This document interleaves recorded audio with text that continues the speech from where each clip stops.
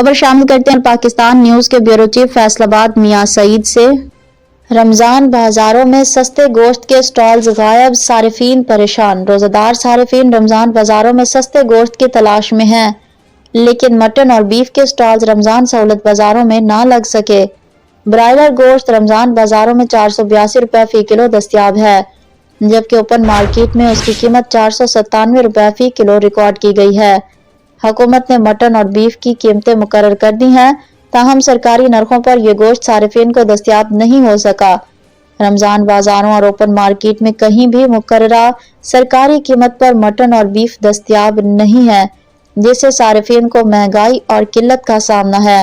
صارفین کی جانب سے توقع کی جا رہی ہے کہ حکومت فوری طور پر مناسب اقدامات کرے تاکہ رمضان میں گوشت کی دستیابی اور قیمتوں پر کنٹرول یقینی بنایا جا سکے۔